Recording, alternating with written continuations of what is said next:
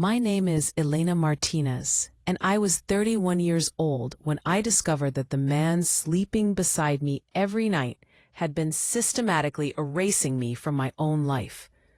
The revelation didn't come with dramatic music or a shocking confrontation.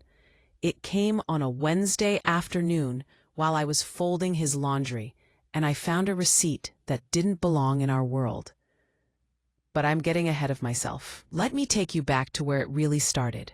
Let me take you back to the night I realized my marriage was a performance, and I was the only one who didn't know I was acting. It was a humid evening in late August, and we were sitting in the private dining room of an upscale restaurant called the Azure Room.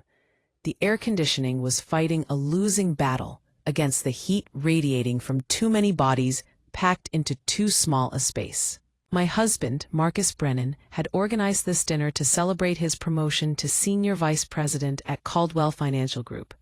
50 people were crammed around a U-shaped table, champagne glasses clinking, laughter echoing off the exposed brick walls. I was wearing a cream-colored dress that Marcus had picked out for me that morning. He said it made me look elegant, but not attention-seeking. I didn't tell him that I felt like a ghost in it, pale and invisible against the vibrant colors everyone else was wearing. Marcus stood at the head of the table, giving a speech about hard work and dedication. He was good at speeches.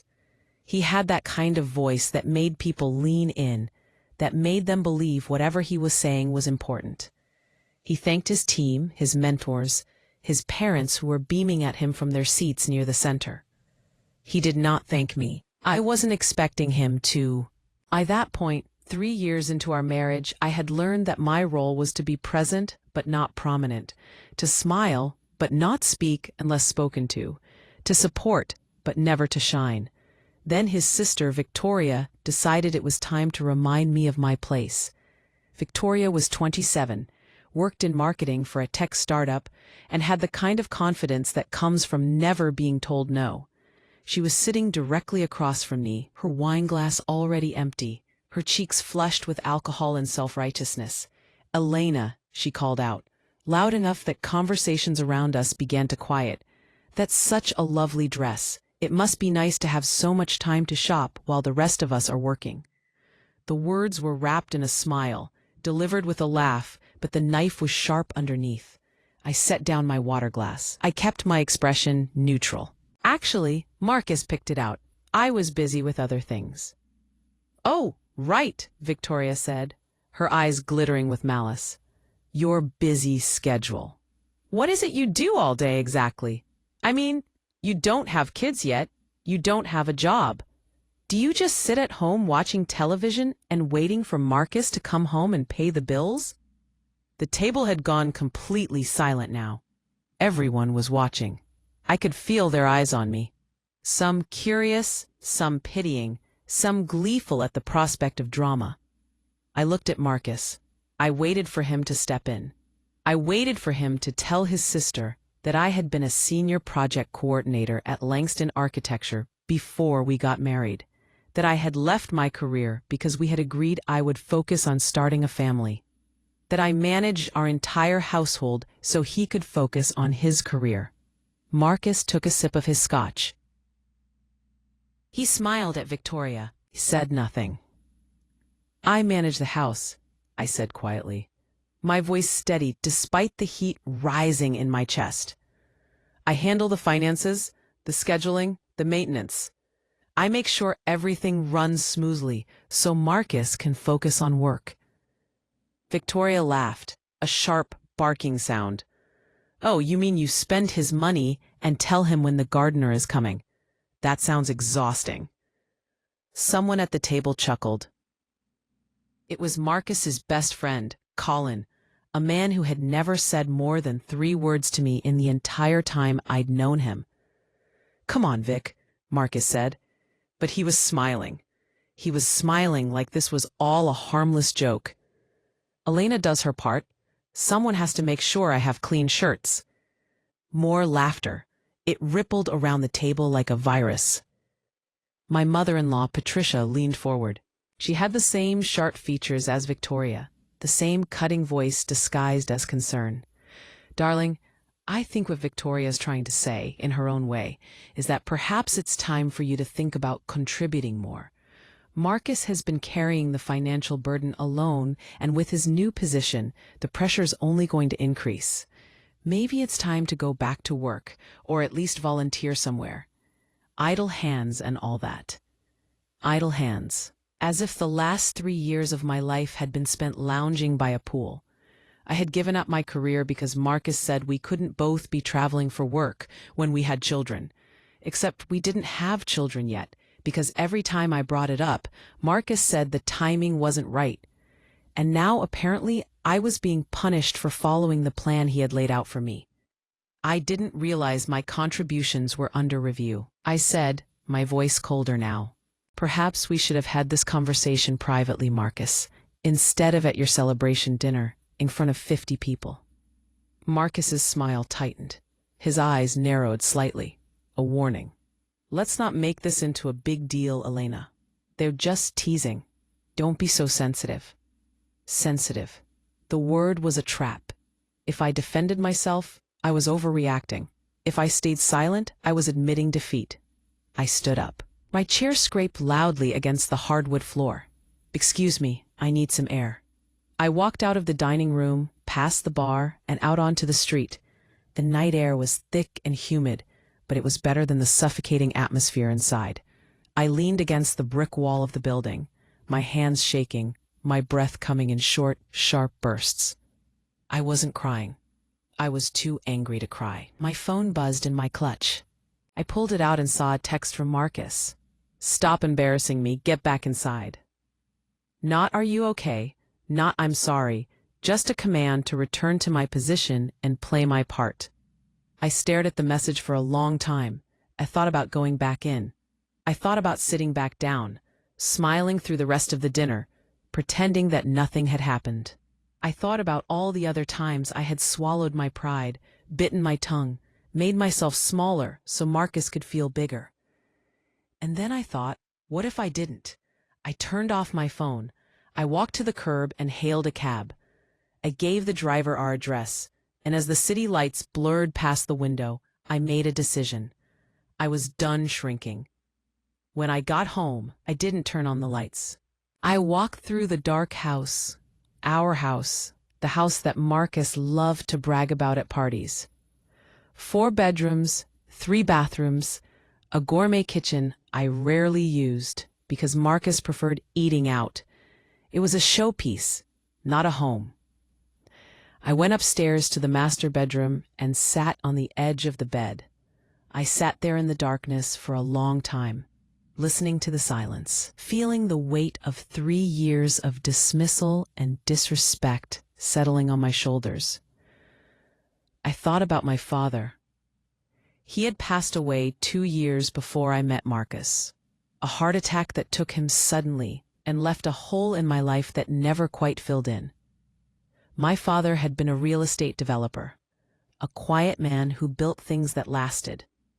He had taught me about foundations, about making sure the ground was solid before you started building.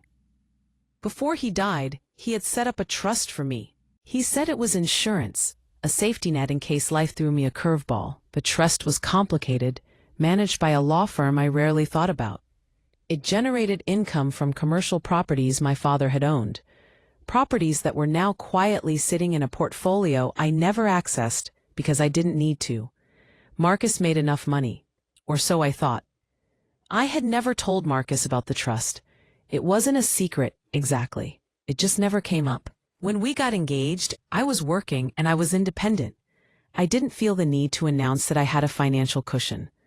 And as the years went on, as I became more and more dependent on Marcus, it felt safer to keep it to myself. Now, sitting in the dark, I realized my father had been right. Life had thrown me a curveball, and I had a safety net Marcus knew nothing about. I heard the front door slam open. Heavy footsteps on the stairs. Marcus appeared in the doorway, his silhouette backlit by the hallway light. "What the hell was that, Elena?" he demanded. "You made me look like an idiot in front of everyone." I didn't respond immediately. I just looked at him, this man I had promised to love and honor. And I felt nothing but cold clarity. "Your sister insulted me," I said. "Your mother insulted me. And you let them." "They were joking," Marcus said, his voice rising.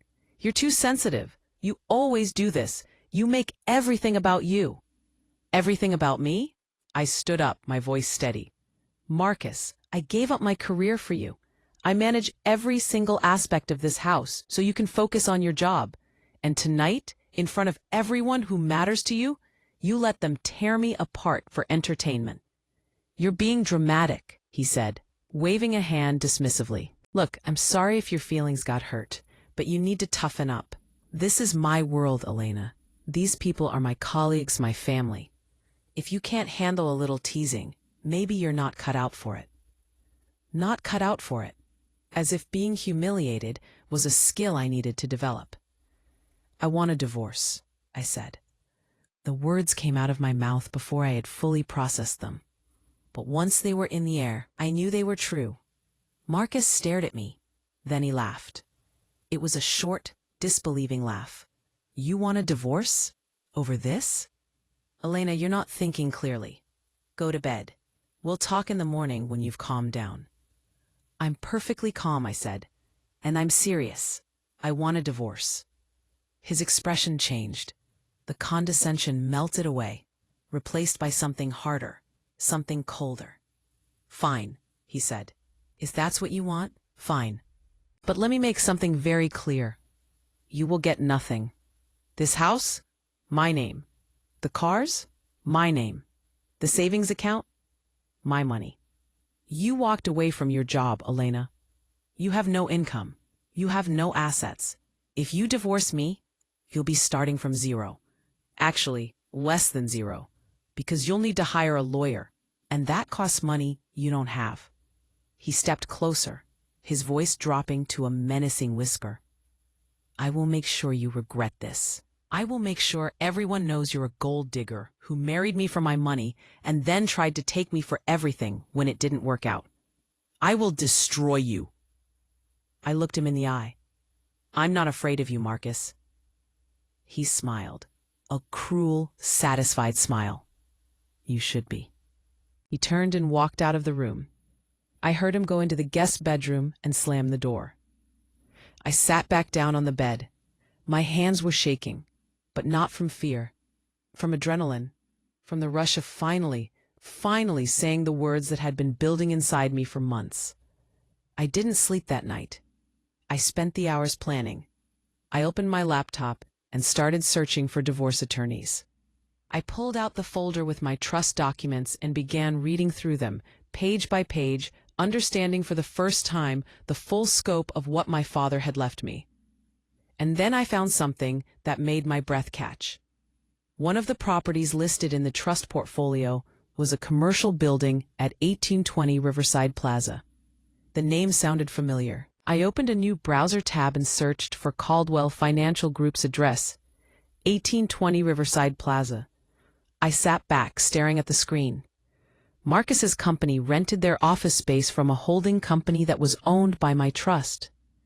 For the last 3 years, every month, Marcus's firm had been paying rent that eventually flowed into my accounts. He worked in a building I owned. He gave speeches about his success in an office I was paying for. I started to laugh. It was a quiet, breathless laugh that turned into something bigger, something wilder.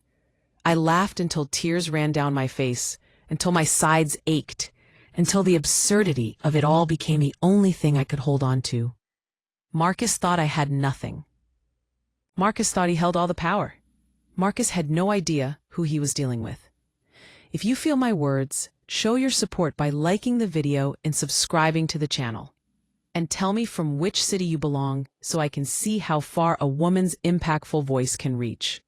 Help me build this community so we can bring more truthful stories for you. The next morning, Marcus left early. He didn't say goodbye. He just took his briefcase and walked out the door like I was a piece of furniture he had forgotten to dust. I waited until his car pulled out of the driveway. Then I called the law firm that managed my trust. I spoke to a senior partner named Mr. Callahan, a man with a deep, reassuring voice who had known my father for 30 years. "Mrs. Brennan," he said, "it's been a while. What can I do for you?" "I need to understand my assets," I said. "All of them, and I need a referral for the best divorce attorney in the city." There was a pause. Then Mr. Callahan said, "I see. Give me 2 hours." 2 hours later, I was sitting in the conference room of Callahan and Associates, looking at a full breakdown of my financial portfolio. The numbers were staggering. My father had been more successful than I realized. The trust held 6 commercial properties, all of them generating steady rental income. There were investment accounts, bonds, stocks, and a cash reserve that made my stomach drop. The total net worth of the trust was just over $4 million. "You've never accessed any of this," Mr. Callahan said, looking at me over his reading glasses. "The income has just been reinvesting itself for years." "I didn't need to," I said quietly. "I was married. I thought we were building a life together." Mr. Callahan nodded. "And now? Now I need to protect myself." He slid a business card across the table. "This is Simone Vasquez. She's a divorce attorney, and she's ruthless. If your husband thinks he's going to bully you into a bad settlement, Simone will make him regret it." I took the card. The name was embossed in elegant black letters. "Thank you." "Elena," Mr. Callahan said, his voice gentle, "your father set this up because he loved you. He wanted to make sure you would always be okay, no matter what. Don't feel guilty about using it." I wasn't feeling guilty. I was feeling powerful. I called Simone Vasquez from the parking lot. She answered on the second ring. "Vasquez, Callahan referred me." "I need a divorce attorney." Simon said. "Tell me the situation," Simone said. Her voice was brisk, efficient. I told her everything. The dinner, the insults, Marcus's threats. I told her about the trust, about the building, about the fact that Marcus had no idea what I was worth. When I finished, Simone was quiet for a moment. Then she said, "This is going to be fun. Can you come to my office tomorrow morning?" "Strong." "Yes." "Very good. Bring every financial document you have. Bank statements, credit card bills, tax returns, everything." "And Elena?" "Yes?" "Don't tell your husband you've hired me. Let him think you're scrambling. Let him think he's winning." "Strong." "Okay." "One more thing," Simone said. "When he files, and he will file, don't panic. Men like Marcus always strike first because they think it gives them control. But it doesn't. It just shows us their hand." She was right. Marcus filed for divorce 4 days later. I came home from a grocery run to find an envelope taped to the front door. Inside was a petition for dissolution of marriage, along with a proposed settlement agreement. The settlement was insulting.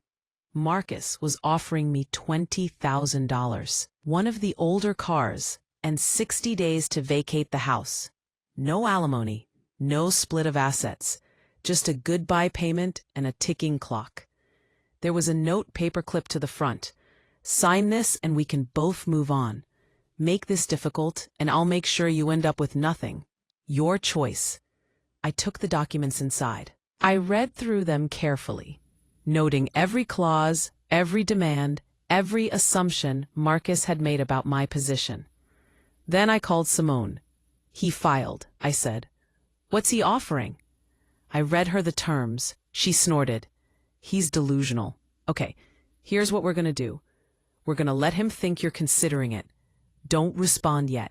Let him get comfortable. Let him start planning his victory party. And then we're going to hit him with our discovery requests." "What are we asking for?" "Everything," Simone said. "Every bank account, every credit card, every investment. If he spent marital funds on anything questionable, we'll find it. And Elena?" "Yes?" "Start documenting everything. Every interaction, every text message, every threat.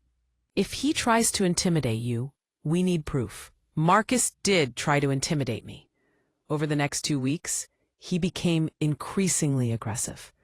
He would come home late, slam doors, leave messes for me to clean up. He stopped contributing to the joint checking account, forcing me to dip into my own savings to buy groceries and pay utilities. He thought he was starving me out. He thought he was making me desperate. He had no idea I had millions sitting in accounts he didn't know existed. Then the text messages started. They came from Victoria, from Patricia, from Marcus's friends. All of them saying the same thing in different ways. Just sign the papers, Elena. Stop being difficult. You're embarrassing yourself. Everyone knows you're just trying to take Marcus's money. I didn't respond to any of them. I just screenshotted every message and forwarded them to Simone. They're building a harassment case for us, Simone said when I sent her the 10th message.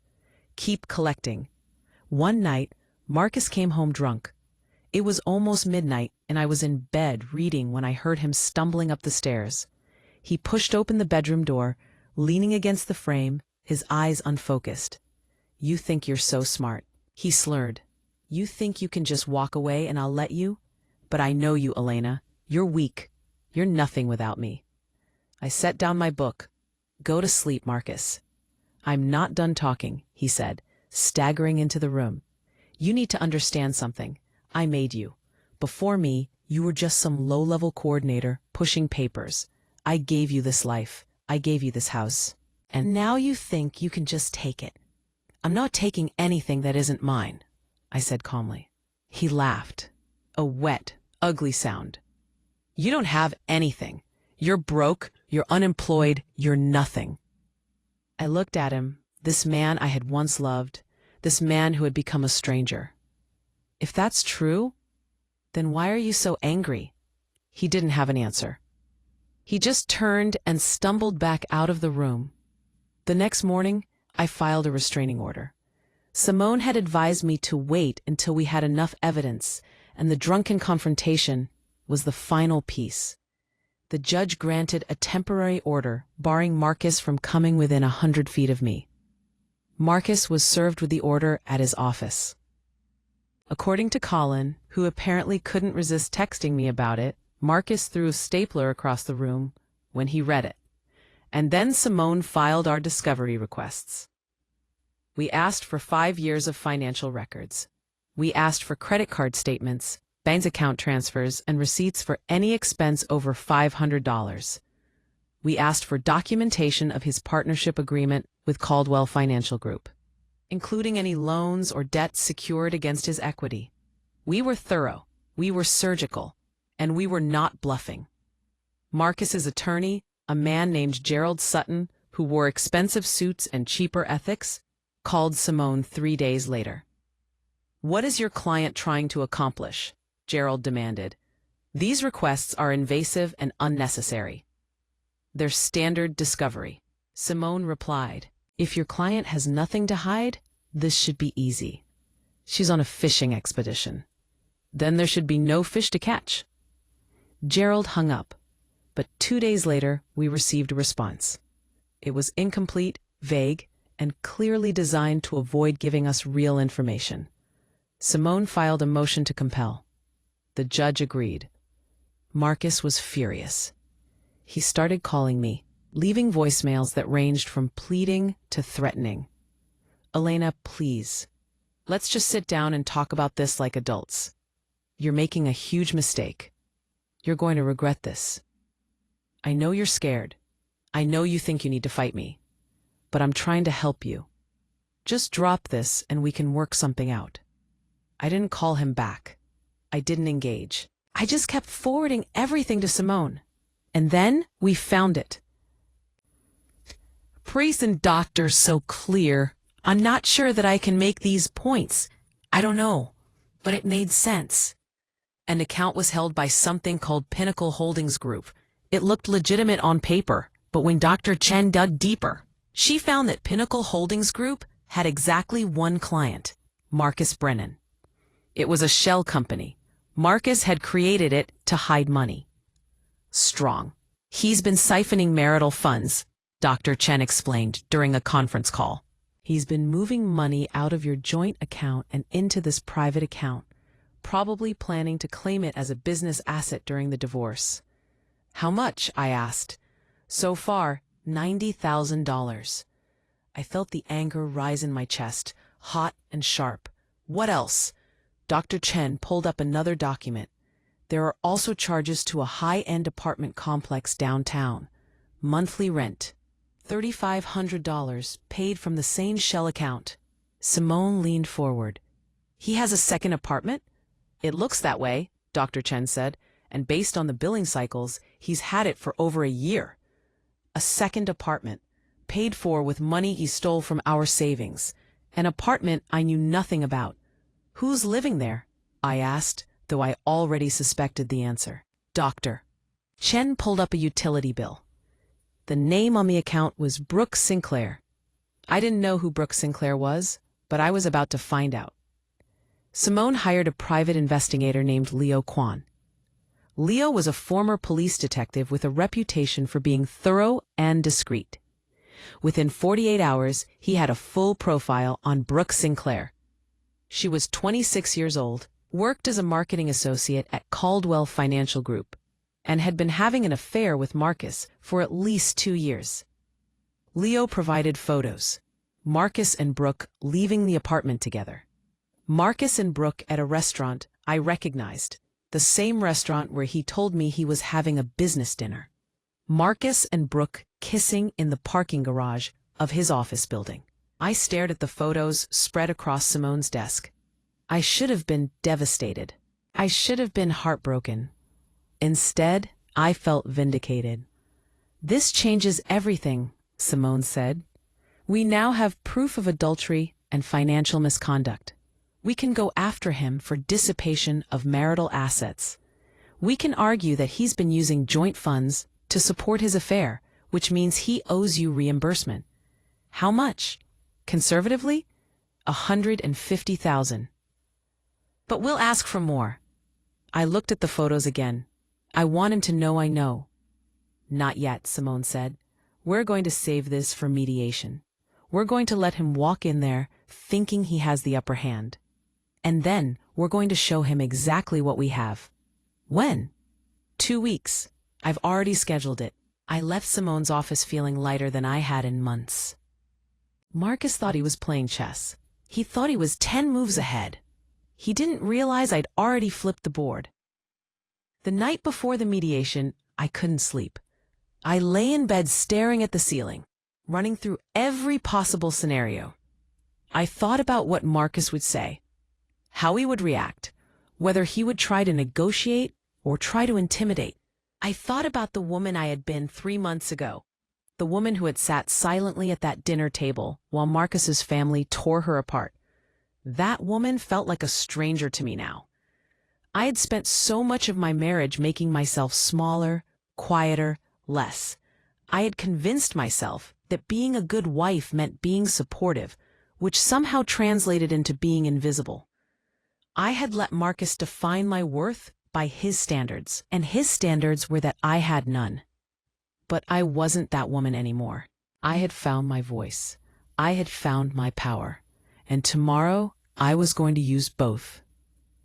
I got out of bed and went downstairs.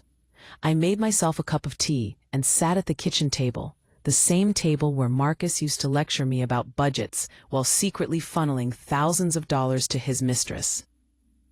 My phone buzzed. It was a text from an unknown number. I know what you're planning. Drop it or I'll make sure everyone knows what kind of person you really are. I stared at the message. It was clearly from Marcus, using a burner phone to try to scare me. I took a screenshot and sent it to Simone with a single word: evidence. Then I blocked the number and finished my tea. I wasn't scared. I was ready. The mediation was scheduled for 9 in the morning at a neutral office downtown.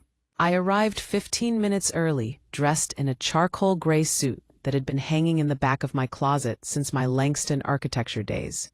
It still fit perfectly, and when I looked at myself in the mirror that morning, I saw someone I had almost forgotten. I saw Elena Martinez, the project coordinator who had managed million-dollar construction timelines. I saw the woman who didn't need anyone's permission to exist. Simone was already waiting in the lobby when I arrived. She was wearing a burgundy suit that screamed competence and danger in equal measure. She looked me up and down and nodded approvingly. "You look like you mean business," she said. "I do." We took the elevator to the 5th floor. The mediation firm's office was all glass and chrome, designed to be intimidating in its sterility. The receptionist led us to a conference room with a view of the city skyline.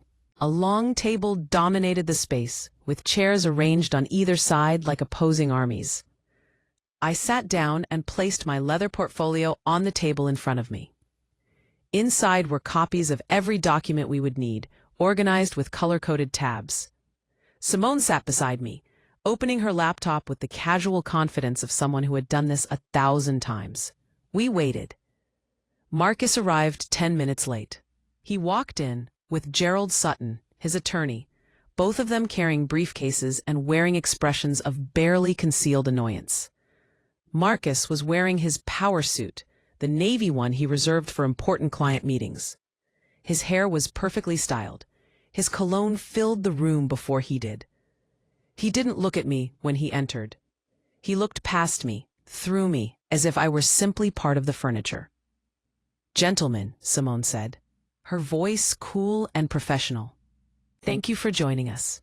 Gerald grunted something that might have been a greeting and took his seat across from us. Marcus sat beside him, finally allowing his gaze to settle on me. His eyes were cold, calculating. He was trying to intimidate me with silence. I met his stare and didn't blink. The mediator entered a moment later. Her name was Dr. Sarah Okonkwo, a woman in her 50s with silver-streaked hair pulled back in a tight bun and glasses that magnified her sharp, assessing eyes. She had a reputation for being fair but firm, someone who didn't tolerate games. "Good morning," Dr. Okonkwo said, taking her seat at the head of the table. "We're here to discuss the dissolution of marriage between Marcus Brennan and Elena Martinez. My role is to facilitate a conversation that leads to an equitable settlement for both parties. Before we begin negotiations, I need to confirm that both parties have submitted complete and accurate financial disclosures." Gerald leaned back in his chair, his hands folded over his stomach. "My client has provided a full accounting of his assets and liabilities. Everything is in order." Dr. Okonkwo turned to Simone. "And Mrs. Martinez?" Simone reached into her briefcase and pulled out a thick manila envelope. It was sealed with a red evidence sticker, the kind used for legal documents that needed to remain tamper-proof. She placed it carefully on the table. "Mrs. Martinez has prepared a comprehensive disclosure," Simone said, "current as of this morning." Marcus glanced at the envelope, then at Gerald. He smirked.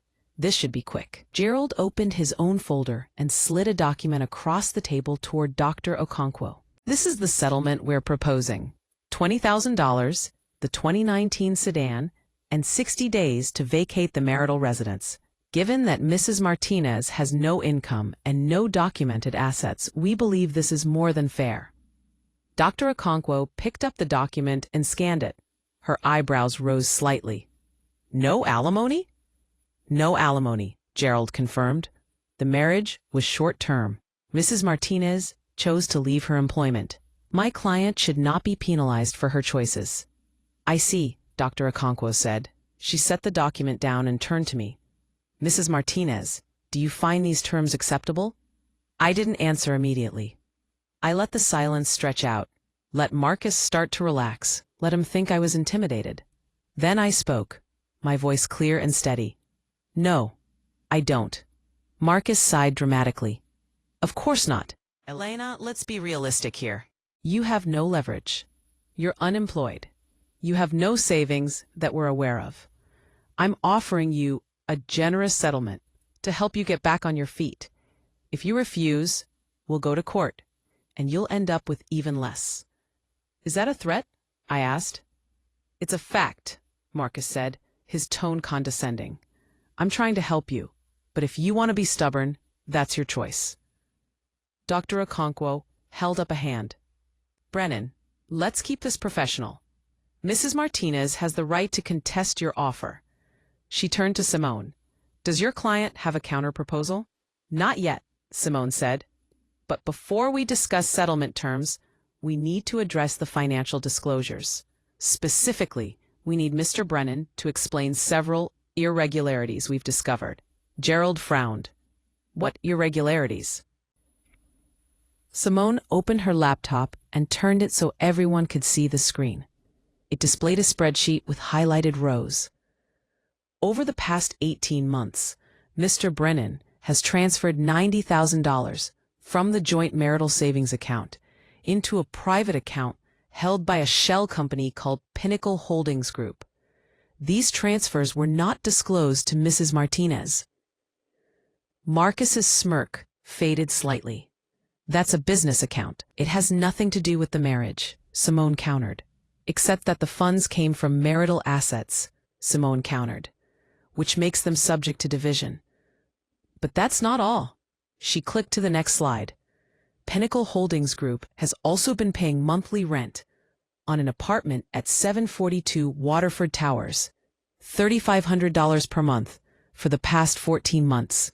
That's $49,000 in rent, paid with marital funds. The room went very quiet. Marcus's jaw tightened. I needed an office space for client meetings. An office space with a king-sized bed and a walk-in closet? Simone asked.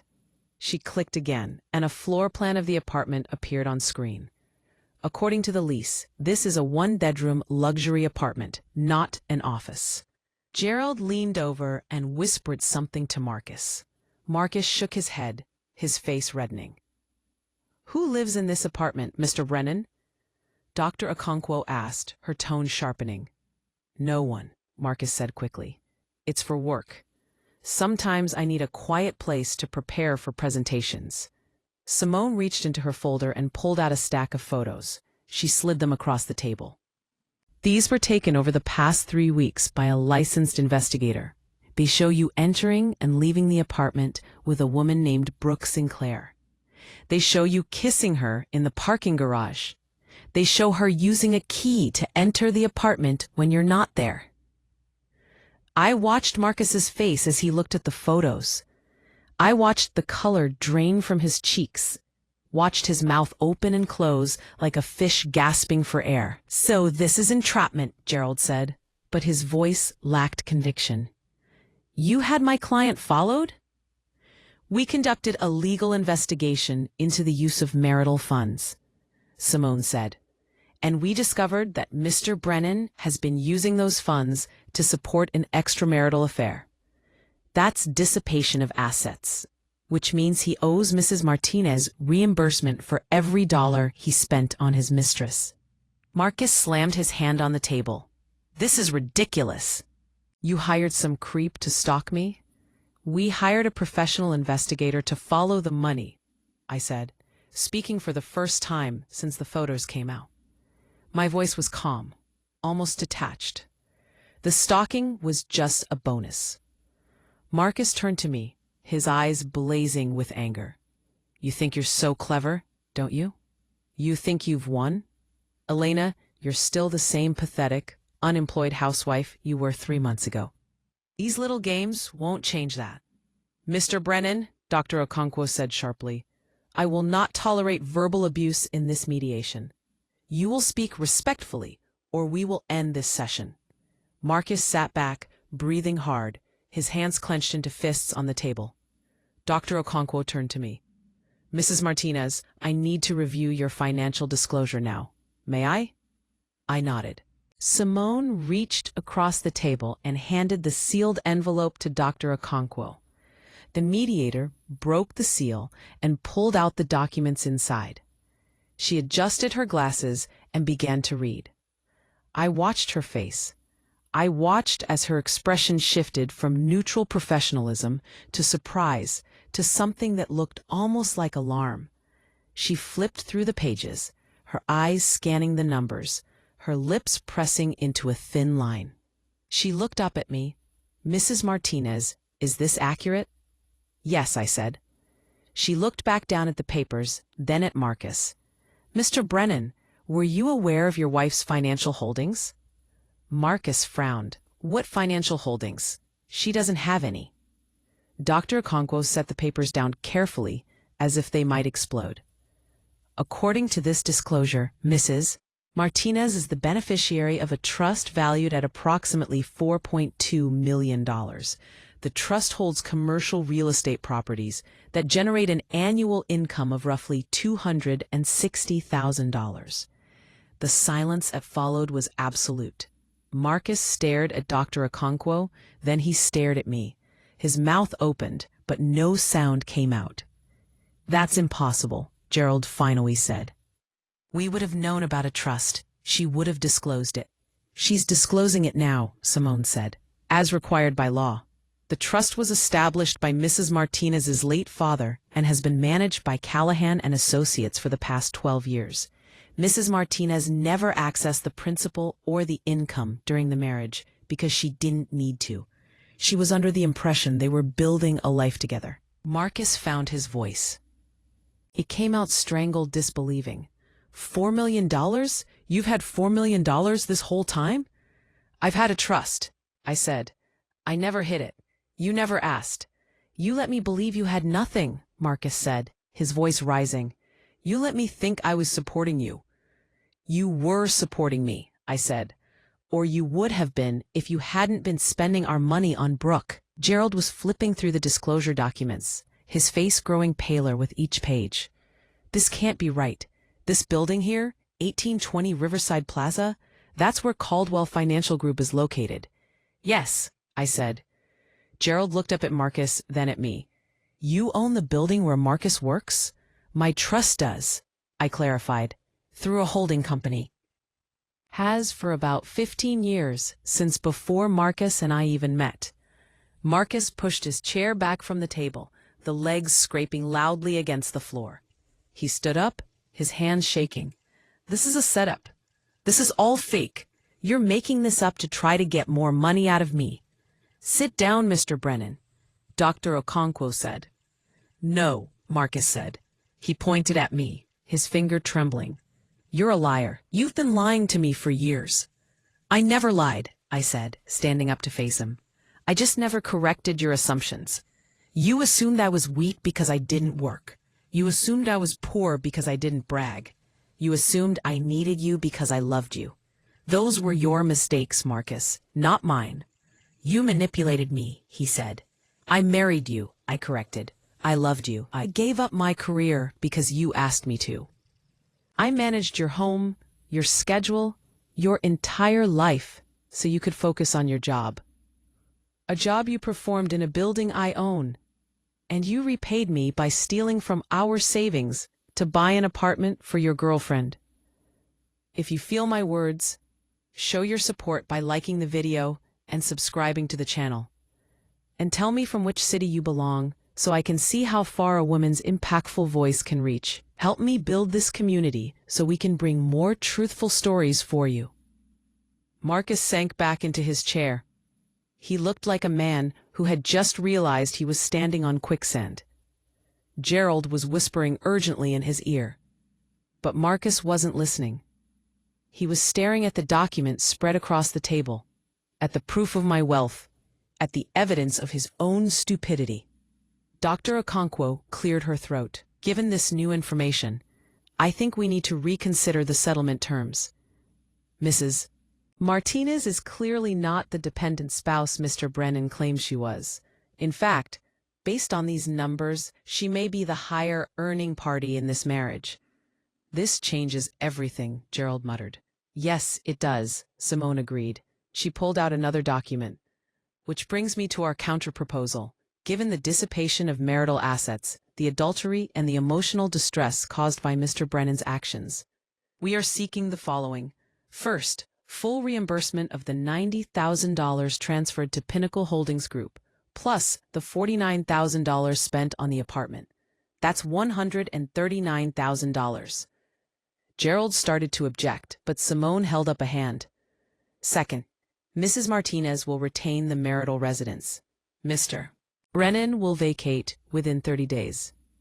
That's my house, Marcus said.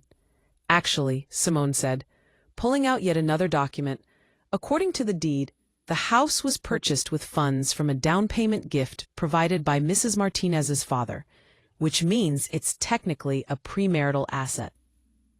We're willing to buy out your interest in the mortgage payments you've made, but the house stays with Mrs. Martinez. Marcus looked like he was going to be sick.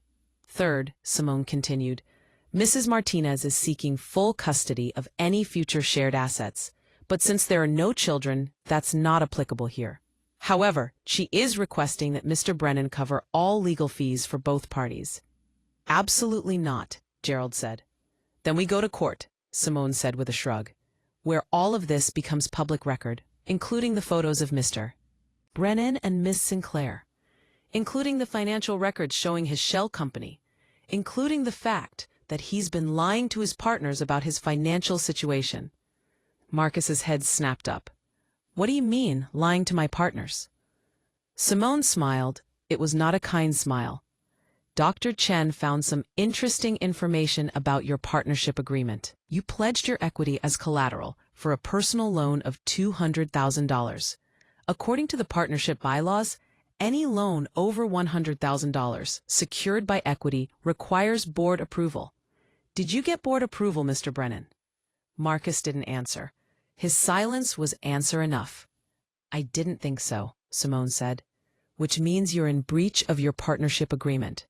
If your partners find out, and they will find out if this goes to court, you could lose your position at the firm. Gerald was frantically writing notes. He looked up at Simone. What exactly are you asking for? What I stated, Simone said. Reimbursement for dissipated funds, the house, and legal fees. In exchange, we'll agree to a confidential settlement. Nothing goes to court. Nothing becomes public.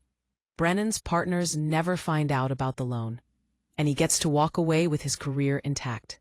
That's extortion, Marcus said. That's negotiation, Simone corrected. You tried to lowball my client with a $20,000 settlement when she's worth millions.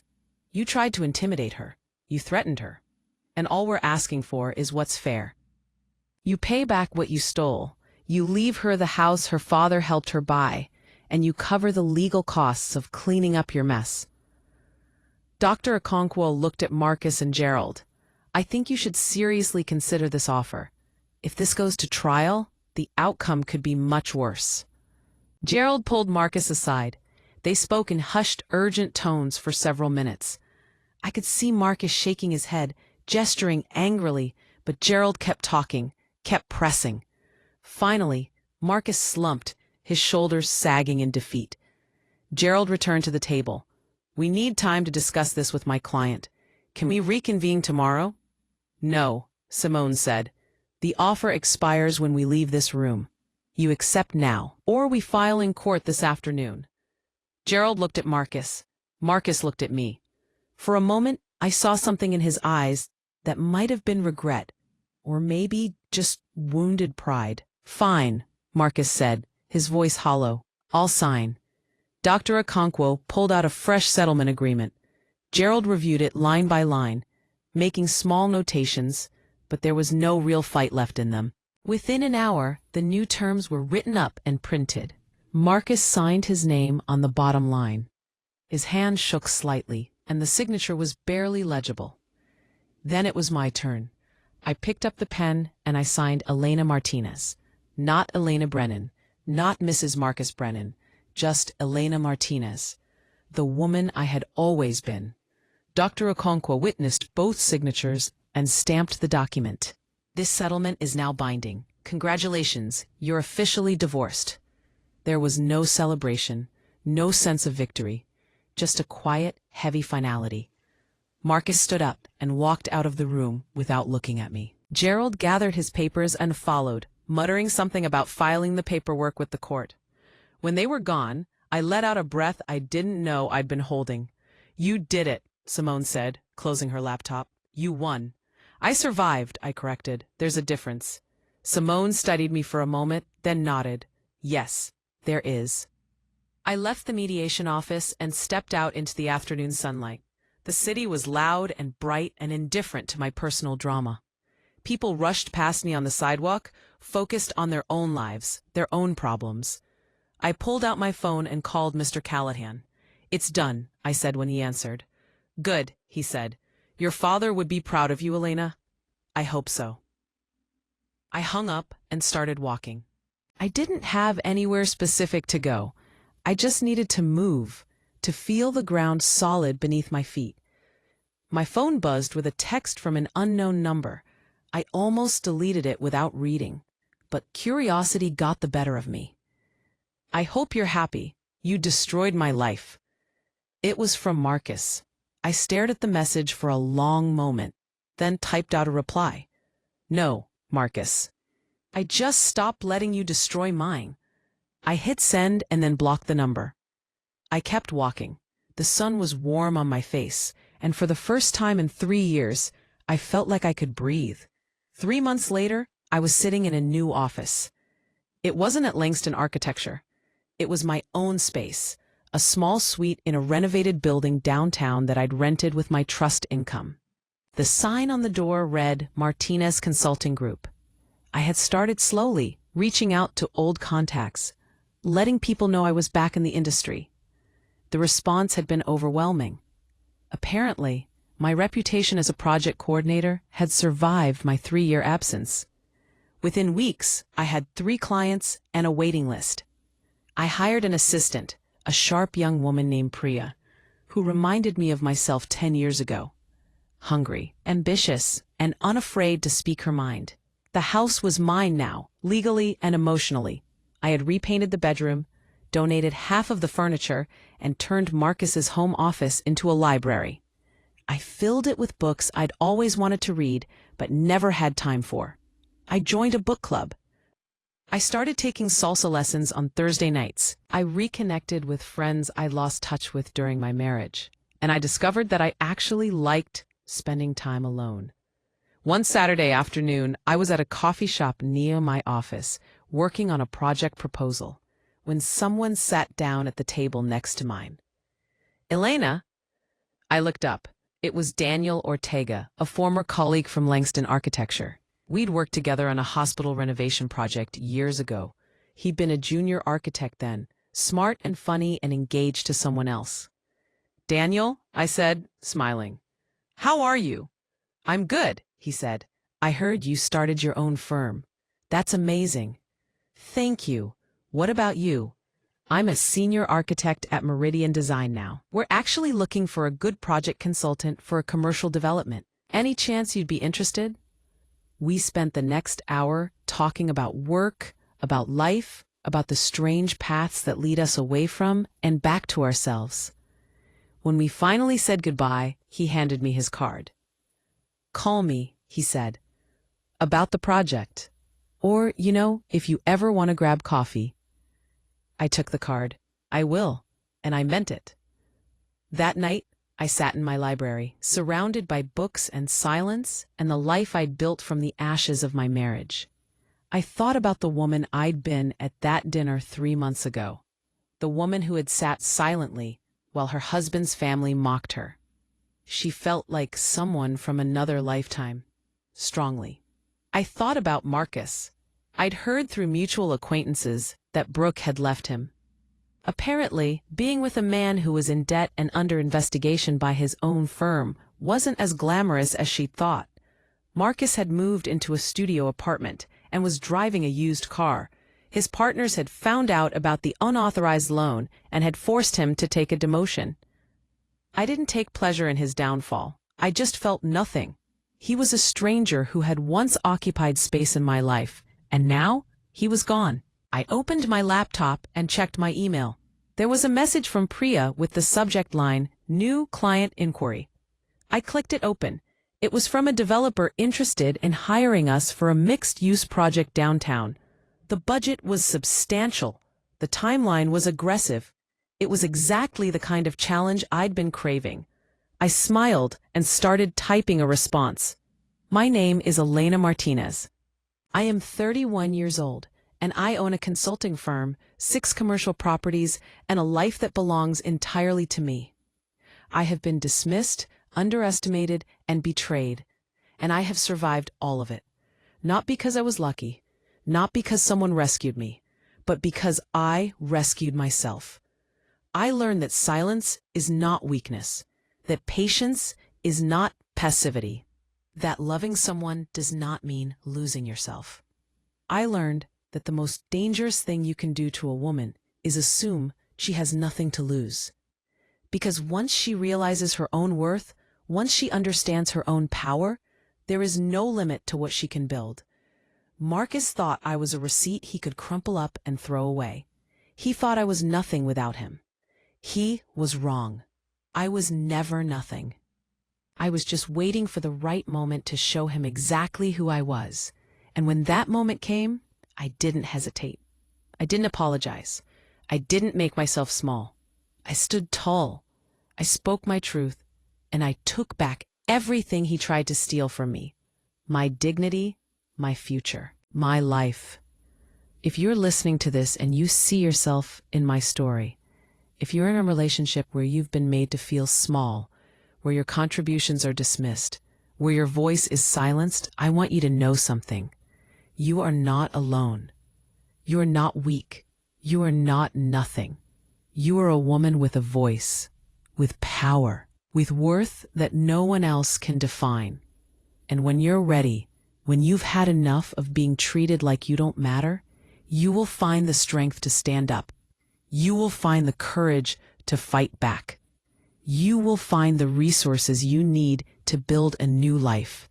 It won't be easy. There will be moments when you doubt yourself, when you're scared, when you want to give up. But I promise you, on the other side of that fear is freedom. On the other side of that pain is power. On the other side of that struggle is a life that belongs entirely to you.